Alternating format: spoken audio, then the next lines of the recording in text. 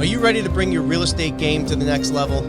My name is James Prendamano. I'm the CEO and founder of PreReal. And over the past 25 years, I've closed over $1 billion in transactional real estate. Each week, I'm meeting with outstanding investors, high-performing individuals, and visionaries operating in the real estate space. These are the people that are actually out there in the real estate game right now getting it done. This podcast aims at bringing anyone's game to the next level. This is the PreReal Podcast.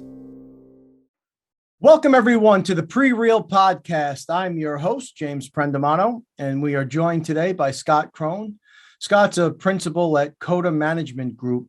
They are focused on, and he's the co-founder of One Stop Self-Storage, obviously focused on the self-storage space. And there's a lot of neat tie-ins here, folks, we're going to get into today. Self-storage is something that has really taken off in the Northeast and certainly here in New York City. So it is serendipitous timing. Scott, thank you so much for joining us today. Thanks for having me, James. I appreciate the opportunity. Oh, it's absolutely my pleasure. So you're is it the Chicagonian? What do they call Chicago folks? Yeah, maybe stupid these days. I don't know. Well, we'll dive into that. So let's talk about background, Scott. How did you end up in the self-storage space and in the real estate space? I ended up in the real estate space because my parents showed up my senior year of college and asked me what I intended to do. And considering I was fourth generation in the family business, I figured I'd be the one going into the family business. And they told me I wouldn't be. And I was like, oh man, who did I really piss off? But they said, no one. We're selling the family business. And so that was a milestone, a big shift. And I had considered architecture as an undergraduate, but I wanted to play college sports. And so I pursued that. And then I thought I closed off the door, but I found out that there was other opportunities to get a master's in architecture. And so that's how I got into real estate. And then how we got into self-storage was when I was pursuing my master's in architecture, I got connected with a developer who was my professor and teacher.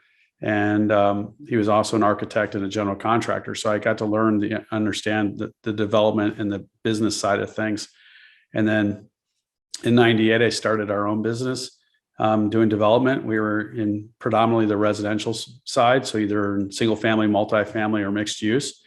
And then the crash came and that altered everything. And that's when I was, as a consultant, asked to try to find and locate a distressed self-storage, and I couldn't find it. And I began studying self-storage all the way back through each of the last recessions. And I couldn't find one that, I couldn't find a pattern where the market tremendously dropped out underneath self-storage like you would see in commercial or multifamily or residential. So that's what began perking our interest. And we actually developed a self-storage facility in conjunction with that client, and we flipped it. And that was my introduction into self-storage. Since then, we've unloaded all of our multifamily, and we've been pursuing as an investment only self-storage. So we covered a lot of ground there. Let's take it back a bit. Where did you go to school? I got my master's from Illinois Institute of Technology. And you said you had played sports. What type of sports? I went initially playing soccer, and then after 3 elbow surgeries, I made the natural and logical transition to football. So I became the place kicker and punter on the football team. Okay, so at this point, you're anticipating family business. What was the family business? Die castings. So we made parts for Schwinn, Ludwig drums, the Army, and Ford and Harley Davidson, those sorts of things. Got it. Now, the portfolio, I know at one point was really diverse, from single families, multifamilies, retail, commercial warehouse. I think you had even some athletic flex spaces in the portfolio. Have you skinnied that up entirely now to self-storage, or are you still diversified? We have one building that's flex that's remaining, but the rest of it is all self-storage. Okay. And you start making this transition, you had noted, I assume when you started to dig in and look at the models, you found self-storage to be fairly resilient. Incredibly resilient. In fact, we charted it. We compared the gross domestic product, which is the leading indicator for a recession, and when there's major drops, to the occupancy level of self-storage. And in each major recessionary market, so from inflation to the internet bust to the housing market, and COVID wasn't really a recession in the sense we only had one downward month as opposed to two consecutive quarters, but the drop was just as significant that we saw the occupancy drop maybe a point and then rebound 2 or 3 or 4 points. And so it's been consistently around 90% throughout that period of time. So let's educate the audience a bit. You had said GDP is a lead indicator in tying to and predicting, I would assume, recessions. What specifically are you looking for? What are the telltale signs of a recession? Yeah, well, as it relates to the GDP. Well, it's 2 consecutive quarters of downward trend or negative trend, and so that's the definition of recession. Why in 2020 it technically wasn't because we didn't have that consistent 2 quarters of downward trend. But in all the other ones, we saw either a downward or stable where it wasn't growing back up. And so I'm just taking what the economists say is the definition of a recession. Okay. I wasn't sure if there were any other indicators or things you were looking behind the numbers that are indicative of market shifts. No, we were just looking specifically at those dates. We were trying to find the dates of the recessions and then what was the correlating occupancy level of self-storage at that point in time. So 90% is a ludicrously high number. And I would suspect that you went and you tried to get behind the numbers a little bit. What were your findings? Why is it that self-storage is so unbelievably resilient? Why is it that it's held the way it's held in the face of so many other categories either losing ground or getting completely annihilated? Well, I think I'll answer this in twofold because I think things have dramatically changed in the last year. Let's just take prior to the pandemic. Self-storage is a vehicle to help people transition through difficult times. So whether that be a divorce, a death, you're getting displaced, like kids getting, having to move out of college for a period of time, or they're being dislocated. And you don't have the time or the ability to address all of your physical goods or possessions that you own. And self-storage offers a relief valve to address those sorts of situations in life. So you don't have to address them right away. You can take your time to do that. So that used to be like the major leading indicators of why people use self-storage. But that doesn't take into account businesses. So for instance, 50% of our business is done through commercial as opposed to retail or residential buyers. Within the pandemic, the way in which we use our homes has dramatically changed. Our homes have now become our gym. They've become our classroom. They've become our office. They've become our conference room. And so in order to carve out those spaces, and you see these pictures of people like down in the basement hitting their head on pipes, this and that, they needed more space, and self-storage offers a relief valve to do that. So as the cost of housing increases, self-storage is an economical and some would argue, and I would argue, a green option, because you don't have to buy a bigger house. You don't have to relocate. You don't have to do those things. You can just put your seasonal things and rotate it in a self-storage facility. In terms of the supply chain issues that we've had, a lot of commercial vendors are using it to buffer their inventory to make sure that they stay in business. So it's become a viable option in terms of both residential and commercial clients. It's fascinating stuff. You would think at first blush, it feels counterintuitive, right? The first thing to go is usually the credit cards. That's the first thing people stop paying. And then as you go down the list of what are my essentials and non-essentials on the surface, again, you would think self-storage just wouldn't make the cut, but we're seeing now time and time again, it does. It's an incredibly resilient product. So you guys are operating a company that has investments in a number of different asset typologies. Was it more that it really enjoyed the stability and the asset class, what it had to offer, that prompted you to go so heavy into this category? Or was it in part some of the challenges that come along with the other typologies that drove the shift? I think it's both. And I think they go hand in hand with one another because of the fact that, for instance, self-storage is a predictable model. I mean, we can look at the demographics, we can study the demographics and understand supply and demand within the marketplace. That's one aspect of it. When we were doing multifamily or single family, it was like the field of dreams approach: build it and see if they will come. But so with self-storage, we can know if a market is good for it or not good for it. And so there's been plenty of times we've looked at a market and saw that it was way oversaturated and we pulled back. There was no point in us going forward with that. Go ahead. So in determining a market viability, is there a direct calculation or correlation? Is it 10 square feet per individual, or what are the metrics you look at in determining there's demand and there's need here? It is square foot of lockers per capita. And so generally speaking, the market average is 7, where saturation is, where supply equals demand. But we've seen, like in the left coast and for East Coast down to the Florida, and we always refer to as the East and West, or the left and right in terms of on the map. But California is heavily saturated as well, Texas. And we've seen the market climb up to 11. In Florida, we're seeing it climb up to 13. People developing and building in the 13 square feet of lockers per capita. So, there's heavy saturation in there. And those are the type of markets that we're not like running to.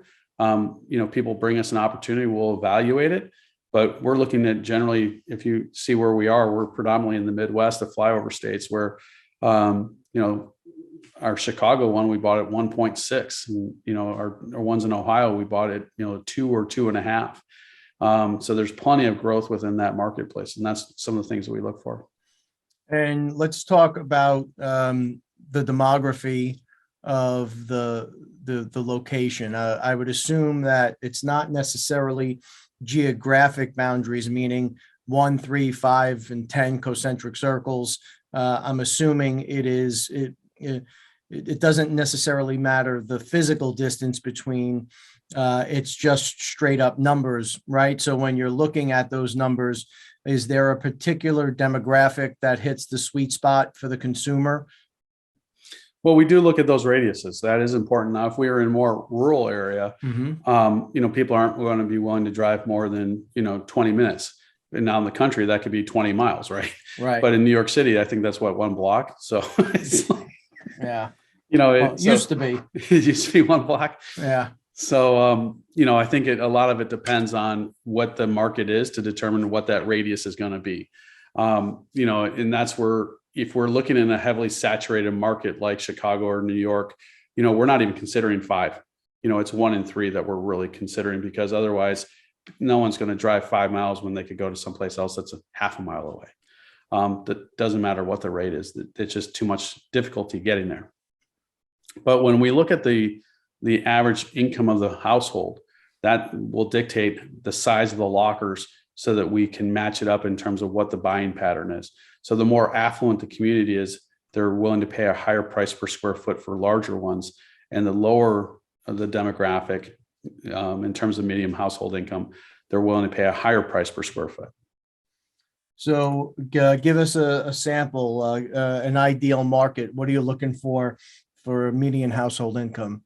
Well, we can do anything. We've looked at markets anywhere from 30 to, over 70, so in each of them, like our one in Chicago, it was closer to 40, 45. And so we made the locker smaller on average. Instead of average of 90 square feet, they're closer to 75. And we find that people are willing to pay a higher price for the smaller ones because of the fact that there's a bigger premium on that space. Our facility, which is in a very affluent community, we couldn't sell out the 10 by 10s, but all of our 10 by 20s were sold out. So what we did is we took out the center wall and converted our 10 by 20s and our 10 by 10s into 10 by 20s. And then they all sold up. So as you're doing this analysis, it's interesting. What seems like a benign delta of 15 square feet sounds like that makes all the difference in the world, right? I guess it's all relative to the size. If you're only dealing with 75 versus 90, 15 is, 17, 18, 19%.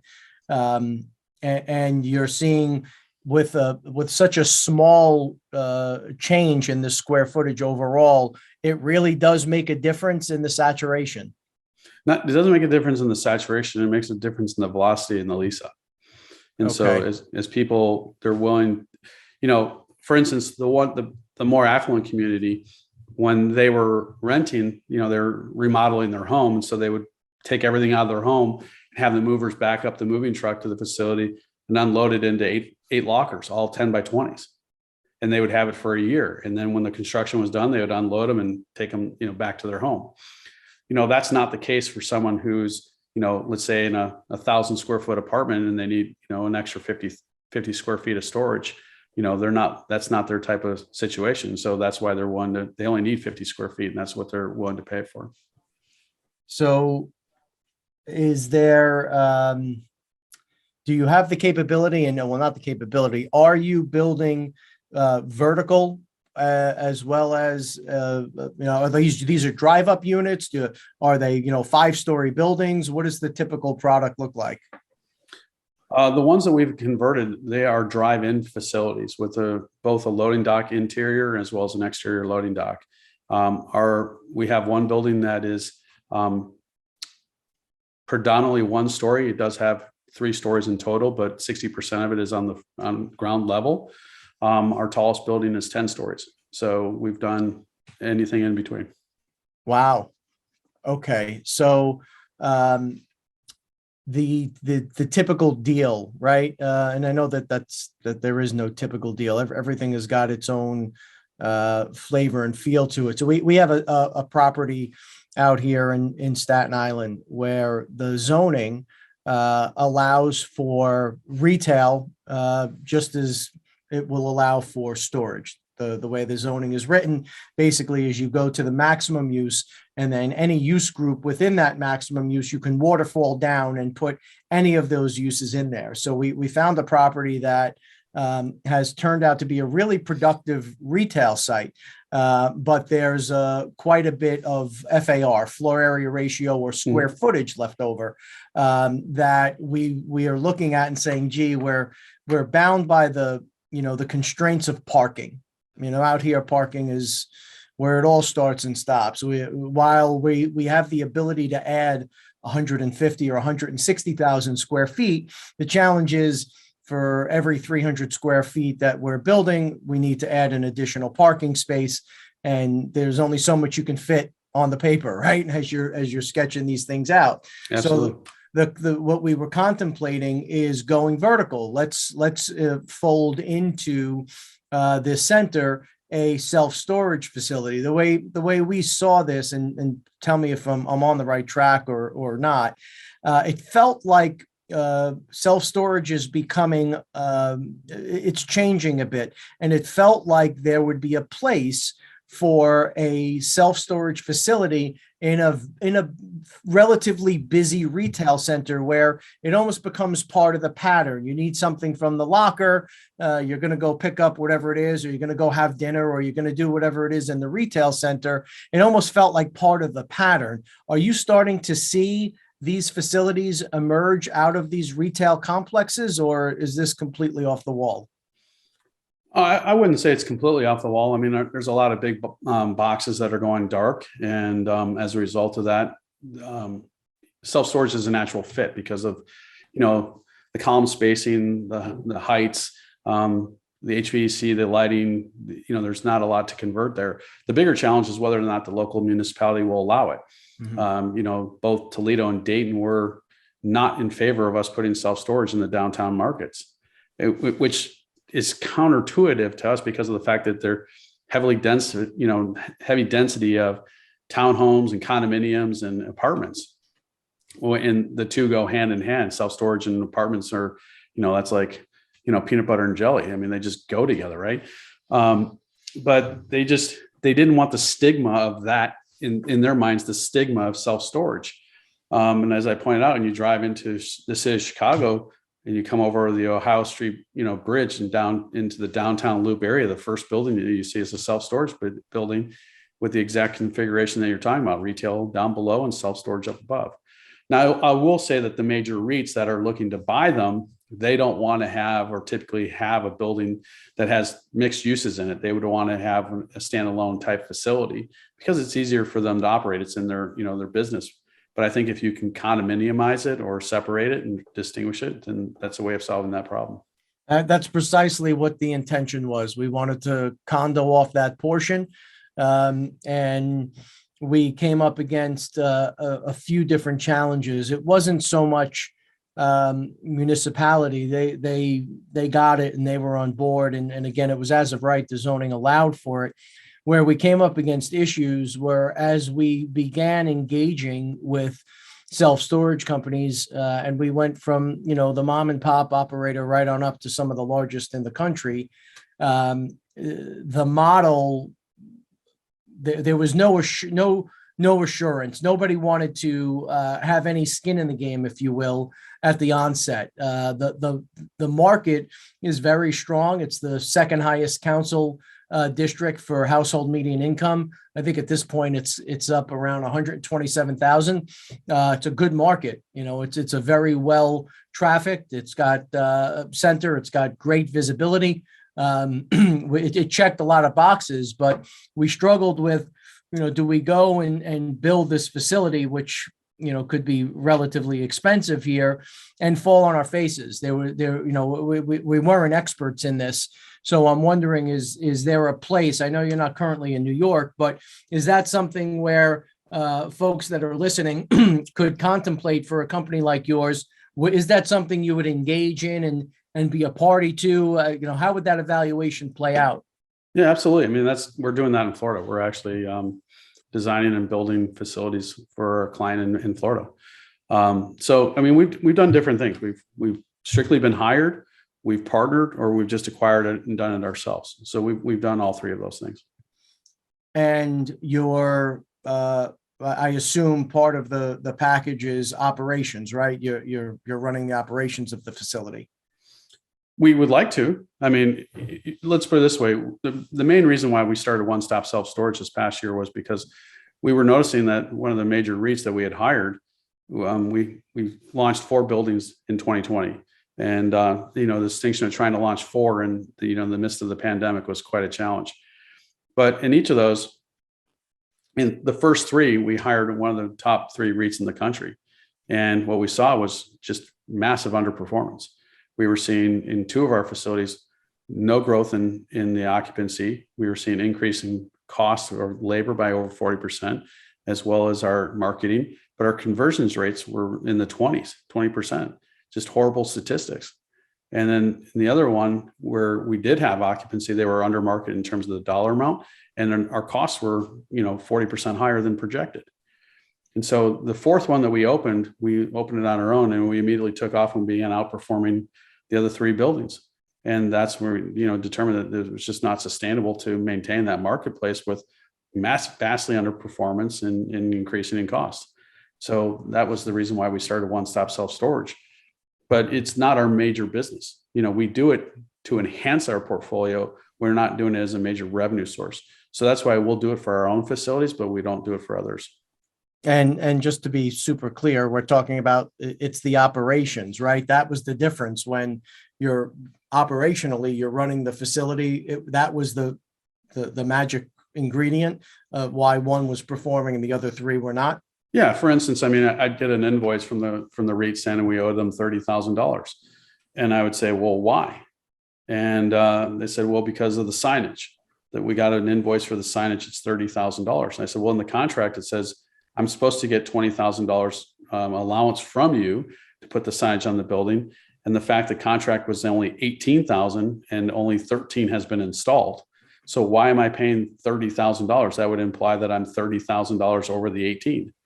And they said, well, we have an invoice, so it's accurate. And I said, well, why don't you send me that? And they said, well, we're a Fortune 500 company. It's accurate. And I said, again, send it to me. And they sent it to me, and they paid off an original proposal. They didn't pay off an invoice. They paid off a quote, an estimate.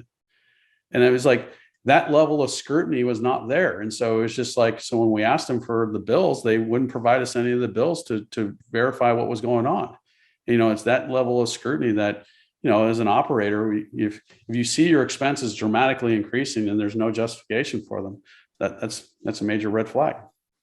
Yeah, and unfortunately, a lot of times you'll find in those bigger institutions, there's admin fees that are lumped on top of the actual hard costs, right? We have found in a number of assets that we've looked at, sometimes it's 15-20% tapped on top of the actual work that's being done just for administering the work. It's fascinating to me that sometimes even the biggest and the quote unquote best, it's just rife with inconsistencies, inaccuracies, and people are not paying attention quite the way they should. Absolutely.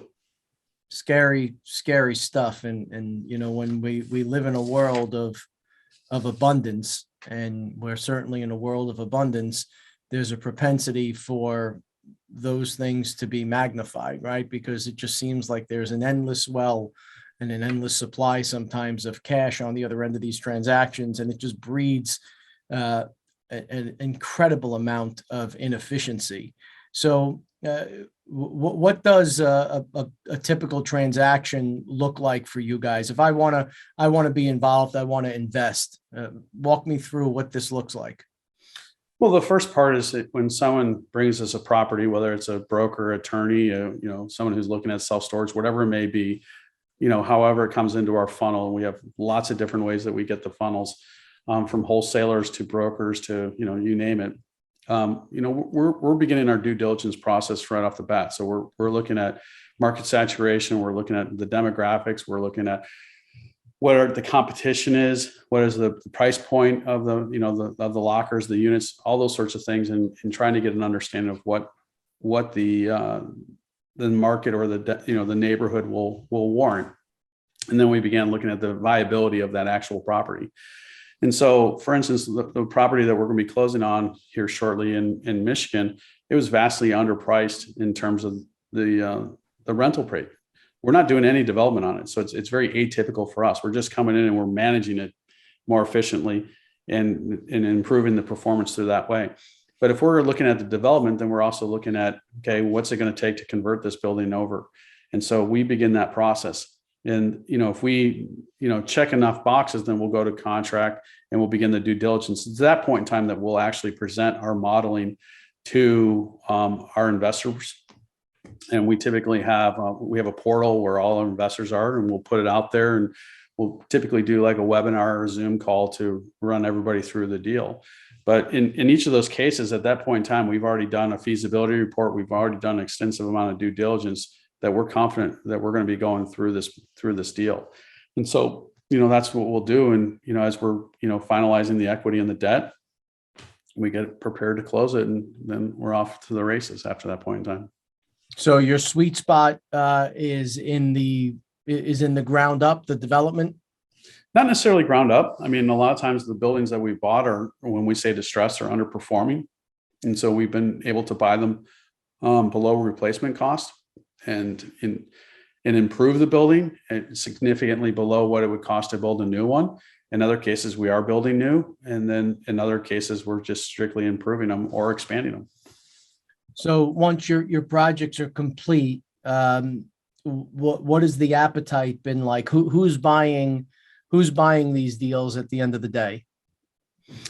Who's buying them from us? Yeah, are you bundling them up and selling off portfolios, or? That's our goal. So when we initially established it, we said we want to develop a portfolio of self-storage assets in excess of $100 million. And we deemed that would be at least 10 facilities. So we're going to be going between $100 and $200 million. And, there's mid-level REITs that are buying them. We can sell them off as a package, or we can sell them off individually.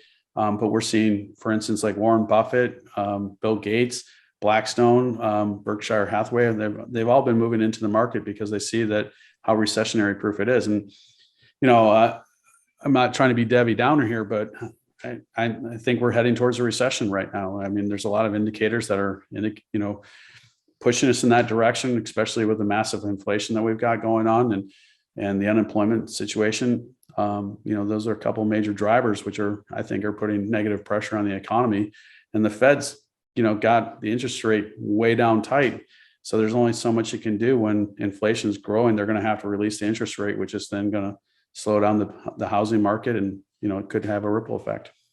Yeah, well, it will have a ripple effect. You're not being a Debbie Downer. You're being a realist, and I appreciate the candor in the approach. There's people forget these are cycles, and it's interesting as we do the show once a week.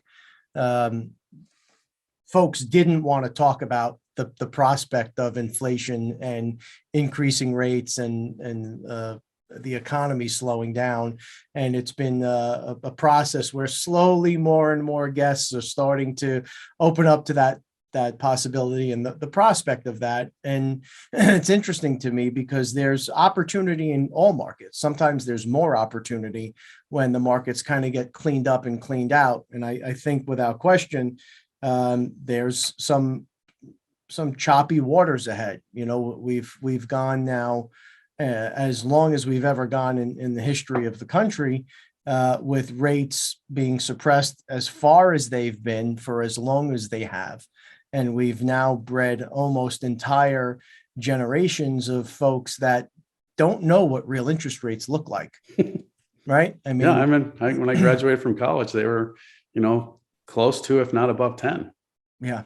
Yeah. My first home, I started investing at a very, very, very young age. I think it was 12.5%. I mean, it's just, these things happen, and there's an ebb and a flow to them, and there's a way to hedge. And I think that self-storage is absolutely one of those hedges.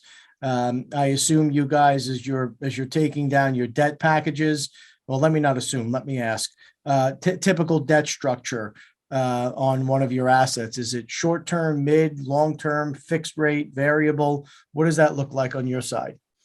Well, as we're going through construction, it's interest only, and we're building it up. And then, our longest term that we have is we have a 25-year term for that began during construction, which is unheard of. I mean, that was just phenomenal terms that we got. And so that's why we chose it.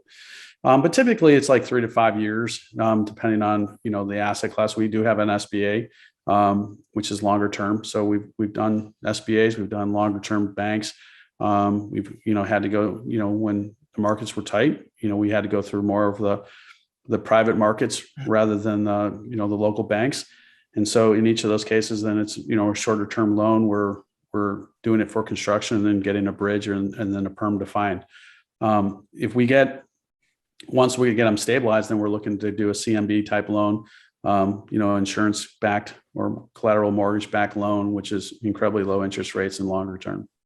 So are you finding that when you're dealing with, forget about the private market, on the institutional side, are the banks willing to finance the construction like an IO for construction and then roll it over into a fixed rate? Are you having to go to two different providers, or are the lenders converting to fixed rate once the product is delivered? Both. I mean, we've seen it both ways. Our one in Dayton is a long-term relationship we have, and that was great. In Toledo, it was designed to be that way. And so, but we're looking at restructuring that one because they didn't give us the bridge component. Like right before closing, they took out the lease up component, so it makes it harder to operate it. Interesting. You're also involved in some green technologies and development of sustainable practices. Is that part of the plan here as well? It is. I mean, that is my background, and we've been doing sustainability for probably 20 years now. And, we've built both sustainable commercial and residential properties, and we've won awards. We've won international design awards for combining design with sustainability. And we've even written a book about sustainability in terms of how to do that in the residential marketplace. But if you think about it, I mean, the fact that we're taking underperforming commercial buildings, we're not putting them in the landfills, we're reutilizing the buildings, we're improving the buildings, but we're raising up the energy performance of the buildings. That's how we've been able to qualify for PACE financing, which is a Department of Energy program. And so, the fact that we put in, better efficiency equipment, plus also motion censored and lights, that are on timers, and more efficient elevators and HVAC equipment, we've been able to improve these buildings tremendously, and controlling the envelope. So better insulation and taking out windows. And, people might not like the look of corrugated metal or some sort of covering over the windows. But if I can put foam insulation on the backside of that and have a more stable environment, you certainly don't want to see what's inside of a locker. That's not attractive. So it's like, if we can control that environment better, then we're going to have a better overall economic performance of the building. So you mentioned PACE financing. Mm-hmm. Can you talk a little bit about that? Yeah, it's the Property Assessed Clean Energy Act. And so if you have a building and it's performing at this level of efficiency and you go and improve it, the money that you spend on that can be qualified or used with PACE financing, which is a form of equity, in the sense that the interest payments and the repayment of that is spread out over the amortization life of the asset. So an HVAC system, if it lasts 20 years, then that will be amortized over 20 years. But instead of it being below the line item in terms of an interest payment, it gets applied to your real estate taxes as a special assessment. And so we can carry that forward to the person who buys it, or it can be paid off. And so therefore it's considered above the line item and not considered by equity buybacks. And this is so that's fascinating, and we don't hear much about it. And real estate taxes out here have become completely unmanageable. The real estate taxes are absolutely out of control. So it almost functions, it seems, as an abatement of sorts, where is there, when they're determining this, is there certain certifications, LEED certifications, or anything that you have to achieve to be eligible for it? Yeah, LEED is actually very hard to obtain in terms of a conversion or things like that, because in order to get enough points from LEED, you have to have duplicity and redundancies built into your sustainable efforts. So the answer to that is no. You just have to show, like, if your HVAC system is performing at this level, let's say it's 70% efficiency and it's costing you this much money, and you raise it to a 90% efficiency, then you qualify. And if it saves you money, so you have to have an energy assessment done. And if you can show that you're improving the energy performance of your building, you qualify. And have you done this in multiple states? Is this a federal thing or a state thing? It's a federal program implemented at the state level, facilitated by the local municipality. Okay. And what markets are you operating in today? So we did it in Toledo and Dayton, and then we were offered it in Kentucky, and we chose not to do it. And offered it by the municipality or by a tax professional, or who? The municipality was pushing it. They wanted us to do it. Really? Mm-hmm. Very interesting. So just out of curiosity, what are the drawbacks? Why would you not be interested in just because the investment didn't warrant the updating of the systems? Oh, no, and their efficiencies at that point, or? It clearly did. I mean, there's no air conditioning in the building, in portions of the building. So we're taking it from zero to, very high. It was more of our lender didn't want it. And so the fact that not every lender wants it. So you have to find lenders that are PACE compatible. Got it. Oh, that's a great tidbit there, folks, as we all find ways to try and combat and battle back these taxes that just seem to have gotten completely out of control. So there's two mechanisms by which PACE is implemented. It's either through the local port authority, or there's privately funded PACE programs.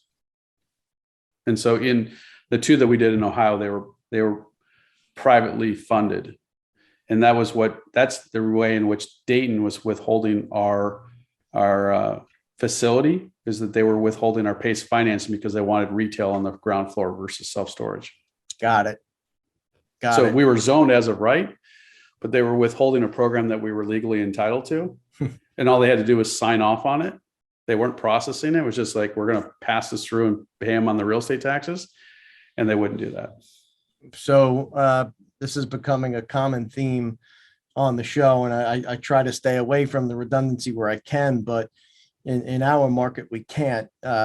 When you're doing your analysis of where you're looking to make the investments and where you're looking to build these facilities out, how much of a role does the legislative risk or the legislative body play in determining where you're investing? Big role, because that's obviously going to be impacting demographics, right? We're seeing the migration outside of Illinois. We're seeing people, we've lost the second largest city in Illinois to people leaving the state. So, those are definitely factors that we take into consideration. And are there, I know we covered it before we went live, but what markets are you currently in now? We're in Milwaukee. We're in Chicago. We have Toledo, Dayton, Louisville, Kentucky. We just closed on one in Lynchburg, Virginia. We have in Maine, and we're acquiring one in Central Michigan. Is any markets on the horizon that you have your eye on, you're interested in pursuing? Well, we're just completing a lot of those transactions, so we have a lot on our plate. So we're also going to be building in Florida, and we're also helping to build in North Carolina. And I would assume as you're identifying these markets, is the population shift that's occurring now, that's been very well documented, is that playing a large role in your analysis, or is it more of a snapshot of what's there today and that's what you're underwriting it based on? No, we look at the trends. When we were first brought Toledo and Dayton, we thought those seem like very repressed economies, and we found out that they're actually growing. And so the fact that they are growing, what attracted us. And like Louisville has had 20% growth rate over the last, or 10% growth rate in the last 20 years. So for us, that was a very strong market, and that's why we went into that market. So we're always looking to make sure that the market is growing versus regressing. And as emerging markets continue to be just part of kind of the common, it seems like everybody's talking about them and everyone's exploring them. Is there a software or a program or anything in particular that you rely on when analyzing a market, or is it more of like a homegrown formula and you have your own way of doing that? No, we're definitely relying upon software and programs that do that. And then conversely, those programs rely upon other demographic programs that are specific. So when we look at it, we're looking at square foot per capita, which also has the demographics, which also has the growth rate, which is pulling data from a bunch of different sources. And then obviously our feasibility experts, they're pulling from their sources as well. So our reports will have both the demographics in terms of growth as well as the saturation levels. Interesting. So, this doesn't seem to be. I mean, I guess it's been pressure tested enough times to accept that self-storage really is an incredibly resilient typology as we contemplate where do we go as inflation is coming and is here, right? Where do we place our assets and our investments, folks? And self-storage just seems to be one of those great places to invest. We have self-storage was doing quite a bit of work out here in New York, Scott, and we found 2 years ago, then Governor Cuomo removed the tax abatement eligibility from the state budget for self-storage facilities. Kind of took a lot of people by surprise, and it put a real dent in the pipeline. Have you seen any type of legislation like that in other states where they're selectively trying to slow this down, or has it been overwhelmingly or predominantly supportive? I wouldn't say it's been predominantly supportive. Like I said, we ran into pressures in Toledo and Dayton. I think New York is very aggressive, and I mean, not only was that tax, but then also taxing on, I believe it was IRA, or they're talking about removing the opportunity zone. And I will say that, over 50% of our investors are investing with us because of the tax strategy, between opportunity zones that we've offered, historic tax credits, and then cost segregation, as well as IRA investment. Those are the main components of which a lot of our investors are utilizing to shelter cash, to shelter their capital gains. And so, not only are we appreciating and growing, but we're also offering them the tax incentives on the backside. So, folks, what Scott's talking about is, we've talked about the opportunity zone enough on the show for people to have a good understanding of it. New York actually decoupled from the federal benefit. So one of the absolute pillars of the program were some of the benefits with the tax deferral and downstream if you're in it for 10 years or longer. Yeah, not just deferral, complete removal. Yeah, they've decoupled from the federal benefit, which the program was created to spur investment in demographic areas that really would have benefited from it. And self-storage was one of those asset classes that was performing very, very well.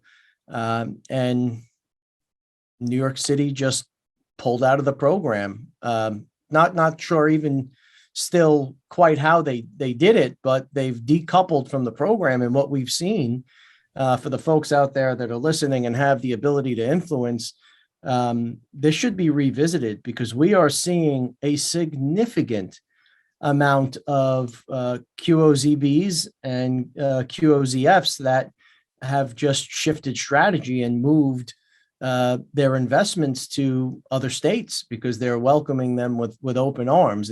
And I didn't realize, Scott, that you guys are taking qualified money and also as part of the investment strategy.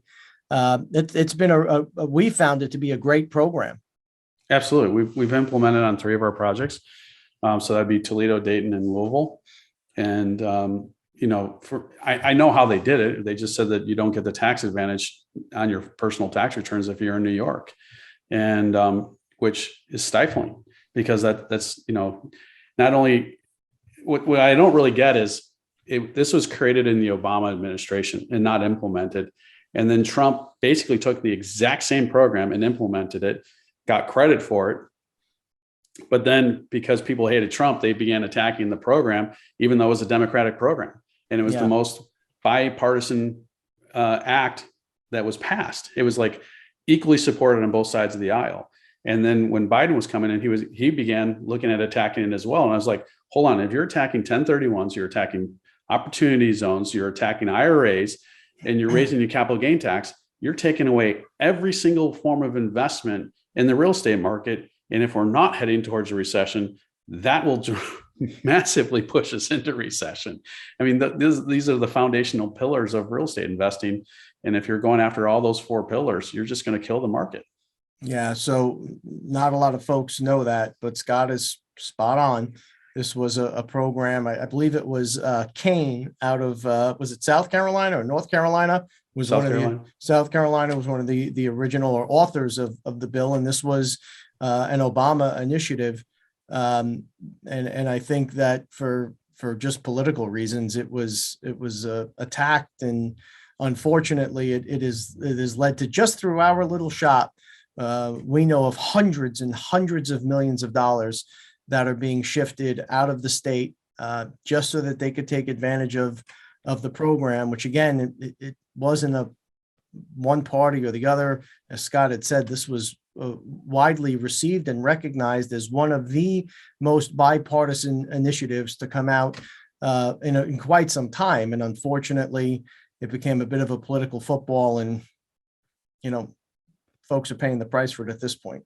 Yeah, the author of it his name is actually Steve Glickman, and he was working in the Obama administration, and he was, as he said, I was twiddling my thumbs because it wasn't going anywhere, and until Trump, haphazardly referred to it and to dodge a question, according to Glickman, who's the biggest anti-Trump person out there. These are his words, not my words. And he goes, I hate Trump on everything except for this. This, I love him. Everything else, I couldn't agree with him on. And when Trump mentioned it in an interview or a Q&A session, his phone lit off the hook, and it just got legs, and it was passed and was implemented. It's one of the first things that was passed that was passed in November, and we closed on our facility in September of the next year, which we implemented in OZ. And so we were literally calling the IRS to find out how they were going to implement the program. So that's how we got involved with it. Wow. So, this is not a political statement. It's not a political show. There's nothing to do with it. It's just that's how government is supposed to work, where programs like this jumpstart initiatives, especially in places that need the investments most. And again, hopefully someone out there is listening. We screamed and yelled about it, but it was too late. Out here, the ship has sailed, as they say it, on that initiative. But look, it's a new day. There's new leadership, so perhaps there's an opportunity to revisit it. Scott, how do folks get in touch with you? I think this is a super exciting program. I love what you're doing. How do folks find you? I appreciate that, James. So you can reach out to us at info@Coda, CODAMG for managementgroup.com. That's info@CODAMG.com. And if someone emails us or references the show, and we will then send them a free feasibility report that we've done on our Dayton project. So it's not something it's completed, we're open, we're running it. It's just a historical, report that we have that we can show people why to get involved in self-storage and why we chose that specific market. And we're happy to give that to anybody who's references the show. Oh, that's amazing, folks. You'll find the links down below. Please take them up on it. This is a heck of an interesting way to hedge and get ahead, if you can, on some of the things that we think may be coming down the pipe. Scott, thank you so much for the time today. It was a great guest, super informative. Really appreciate your time. Thank you very much for having me. Oh, my absolute pleasure. As always out there, everybody, please stay safe.